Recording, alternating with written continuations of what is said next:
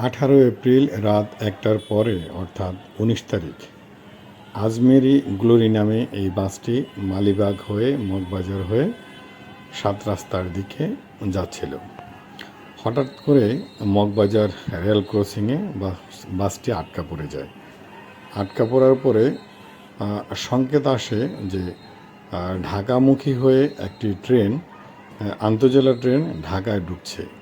সেই সংকেত পেয়ে লোকজন দিক বিদিক ছোটাছুটি শুরু করে এবং বাস থেকে জানালা দিয়ে যাত্রীরা নামতে শুরু করে।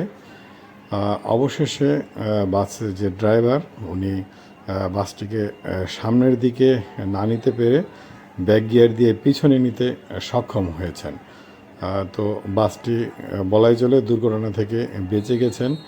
ঠিক ব্যাক গিয়ার দিয়ে পিছে নেওয়ার পরপরই ট্রেনটি দ্রুত গতিতে ঢাকামুখী হয়ে চলে আসে এবং বাসটি দুর্ঘটনার কবল থেকে বেঁচে যায়। দেখতে পাচ্ছেন ট্রেনটি চলে আসছে, ঠিক অল্প সময়ের জন্য বেঁচে গেল বাসটি।